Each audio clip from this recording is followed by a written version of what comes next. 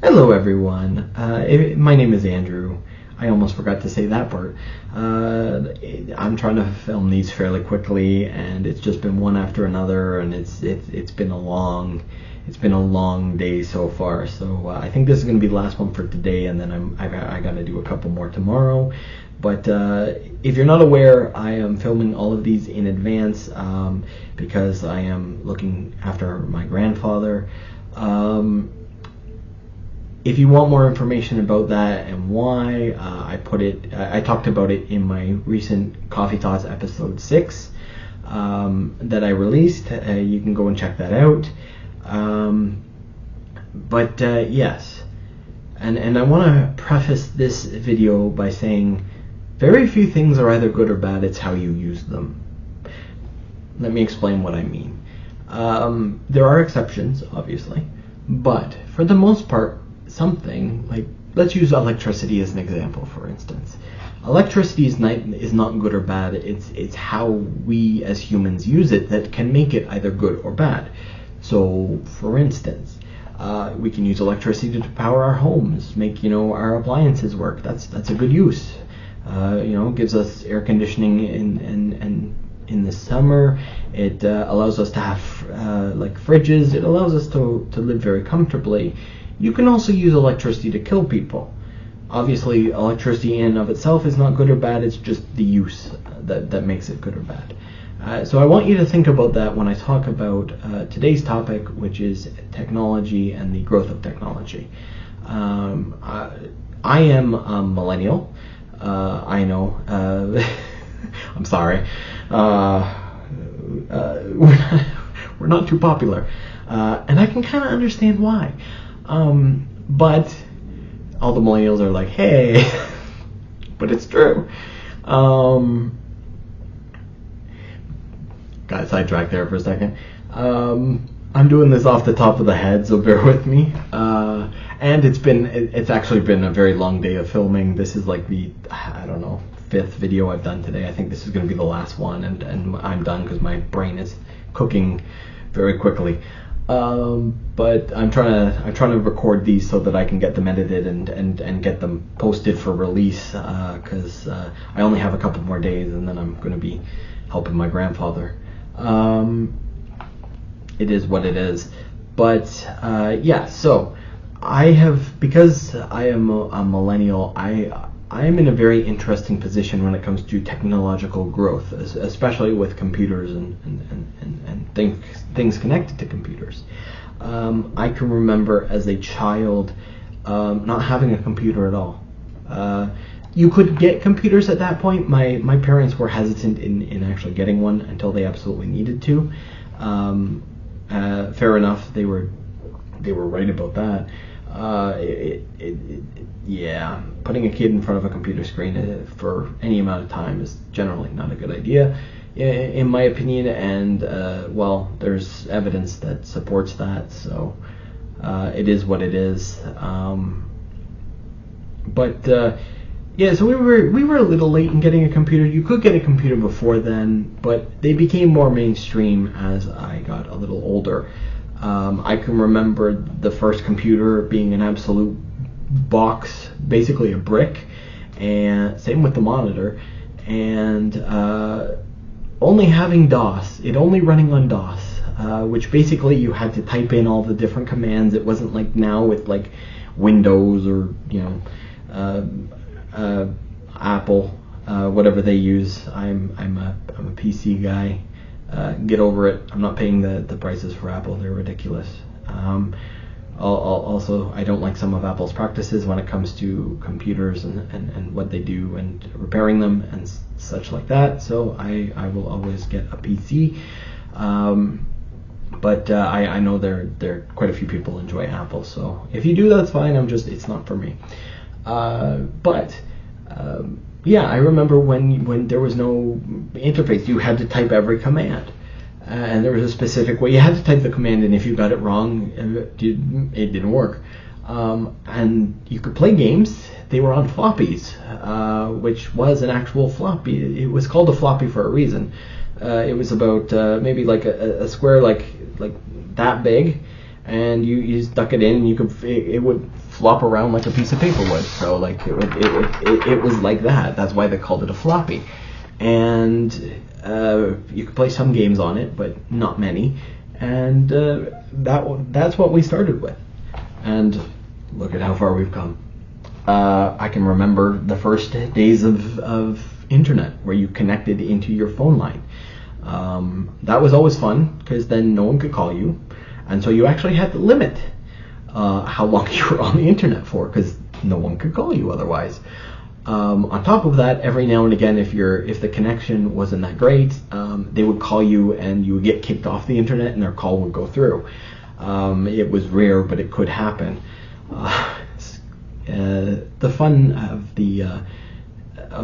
the internet, the early internet. I love that sound, by the way. I was watching someone asking the latest generation of kids, things that a millennial inherently knows because we grew up with, and one of those was the wonderful tone that you would get if you called someone who was on the internet. I remember those days. Those days were interesting. Not only that, but the internet was so slow that everyone wanted to put images on their websites. The problem was an image, not the website, but just the image, would take 10 to 15 minutes to load up, depending on your internet speed, which was not fast. Compared to today, it's insane. Which is not necessarily a bad thing. I mean, I would not be able to film a video, upload it, let alone you watch it without faster internet speeds, right? Because we've all gone through that issue where our internet's not working necessarily perfectly, and we're trying to watch a video, and you'll get a couple seconds and it buffers. And you get a couple seconds and it buffers, and you're pulling your hair out because you're like, no. But back then, see, we can't wait for 15 seconds now, but back then we had to wait for 10 to 15 minutes, and we did wait because that's the choice we had. Also, the internet was not what it is today. It was a lot less information and a lot more websites about people and their cats. Don't believe me, just ask people who were searching back then. There was some information on there, but it's not like it is today where the information is like you can get it in like 10 seconds. There was no Google back then to search, or a lot of the search engines. So it was a very different it was very different than it is today. And so jumping forward a little bit, I believe I tried to figure out exactly when this happened, but it was early high school. It was either grade 9 or grade 10, I think. And MySpace came around. That became a phenomenon. Now, it was around before then, but it really became popular at that point. I think it had been around for a year or so, or two, but it got very popular when I was in grade 9 or grade 10, and everyone was politicking to be in everyone else's top 8 spaces. I never signed up. I had reasons back then not to sign up, and looking back, that was maybe my one smartest moment through my life, was not to sign up for social media.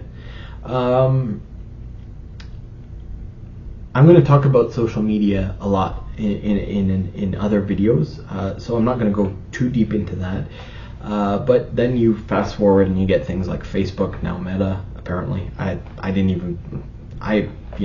heard something about that, but it wasn't that important, so my brain just was like, okay.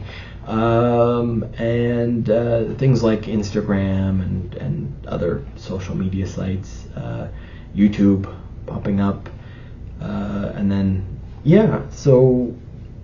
and then we get to TikTok. And I'm not a fan of TikTok, actually. I think it does a couple things.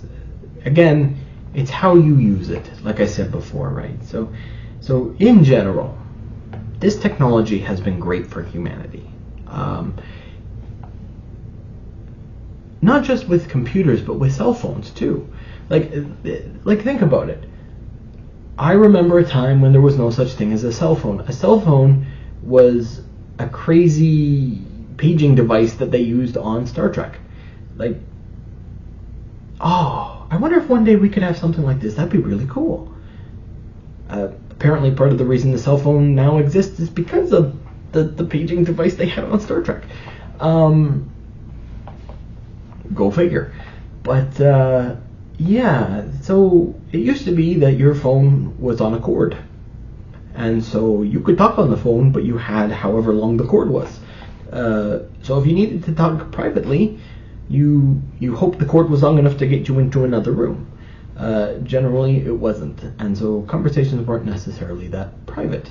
On top of that, if a person was clever, they could pick up the other phone if you had another phone in your house, and as long as they were very, very quiet and picked it up exactly when you did, they could listen in. So but also you actually had to remember people's phone numbers back then too. That was the other thing. But going forward, cell phones introduced. Oh, this is great. Now I don't have to worry about carrying change for a payphone. I can remember when I had to call people on a payphone. Hey Dad, we're finished at the mall. Can you come pick me up? Okay, where are you going to be? I'll be at this entrance. Okay.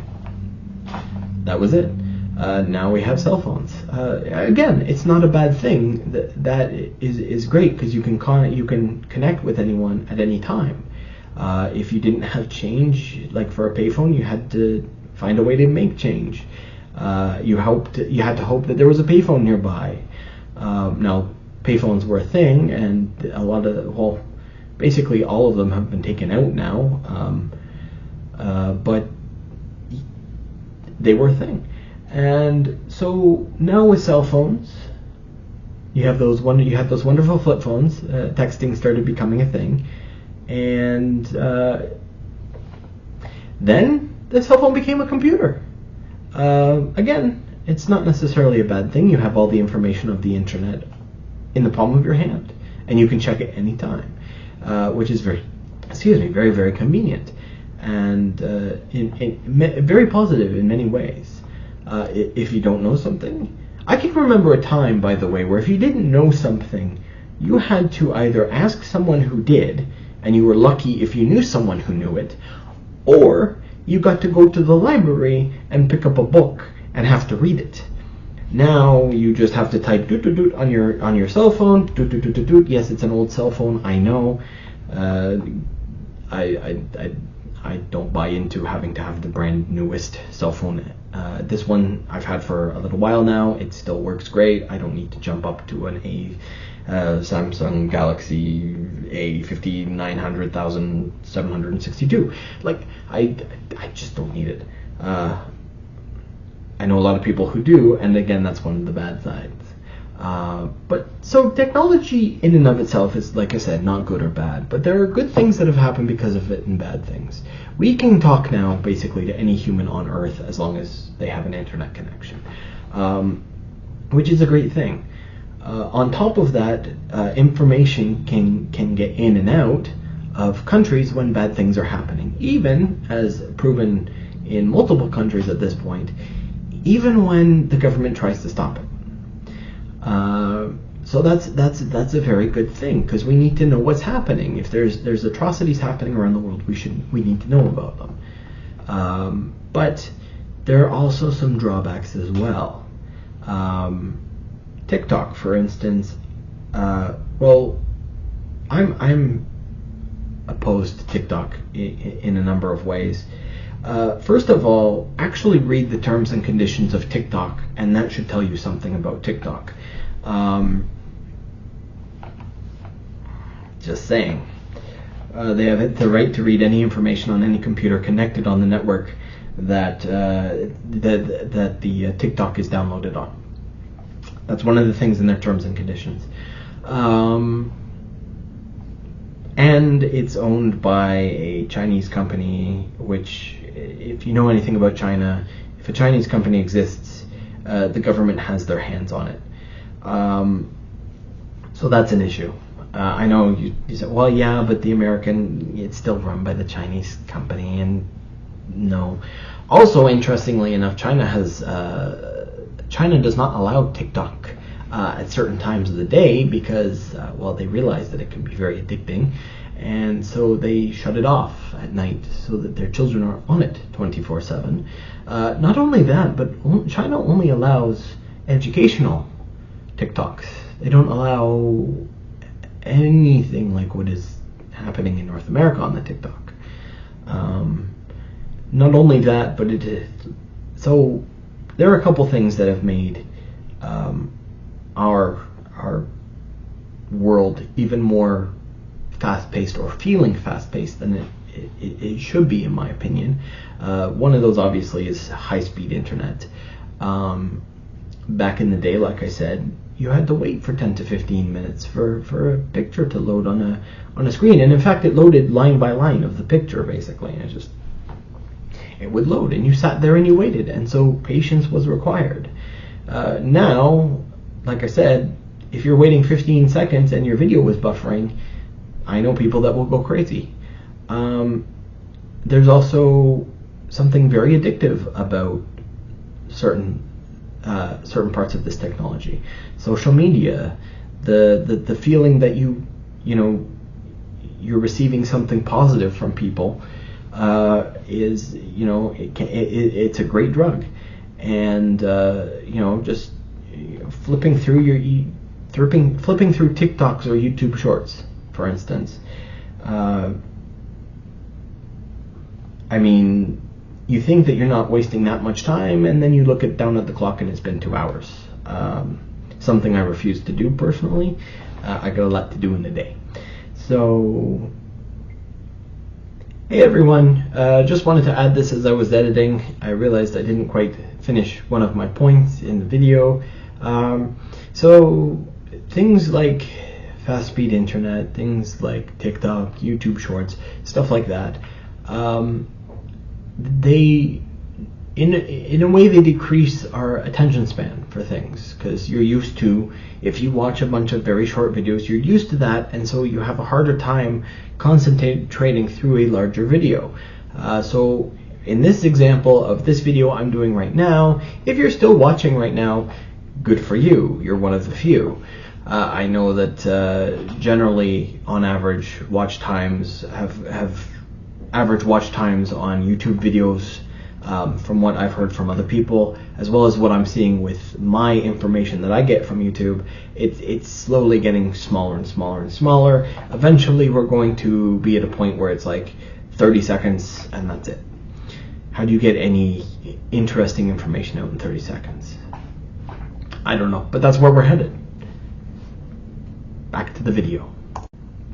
It's not ideal for that. On top of that, there is an increased need for a lot of people to be constantly connected to the internet.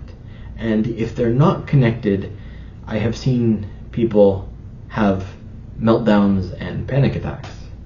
And this is people my age. And I can maybe understand younger generations that know no different, that especially those generations that were thrown in front of a TV or a computer screen, and that was basically their babysitter. What a way to set up your children to fail, by the way, in my opinion, but again, my opinion. And so I can understand maybe if they can't handle it because that's all they knew, but my generation knows better, and yet there's still people in my generation now that are like, we had a power outage. There was a major thunderstorm a couple weeks ago. We had a power outage. It was a good part of a day. I was getting texts from people that I know that were like, oh my god, I don't know what to do with myself. Oh, this is so horrible. This is torture. Go back to what you did when you were a child and you knew better. Come on, people. I had fun. I played a couple board games. I read most of a book. I did other stuff. I enjoyed it. The thunderstorm cleared out, And I sat on my balcony and read a book for a while. Best thing I've done in a long time, by the way. So it is troublesome that these things are side effects. Another good side effect, and I'm going to talk about this more when I talk about social media, obviously, is so when you text someone, when you post something on something like Twitter or Facebook, although it is you posting it and people responding it's on a screen, and so it's not personalized. It's not personal. It's not like if I call someone and talk to them. Texting is a lot more impersonal, and so I think that's part of why humanity's empathy is eroding, and a couple other things too. But again, I'm going to talk about that more when I talk about social media specifically. So, as I've said, there is good, bad with this technology. As I said at the beginning, generally things are not good or bad, it's how we use them. So let's think about that when we're on things like Twitter. Let's think about that when we're watching TikToks at 3 a.m. in the morning.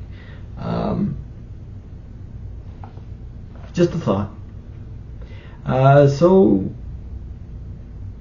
that's it for this video, and I'll see you in the next one. Have a good one. Bye-bye.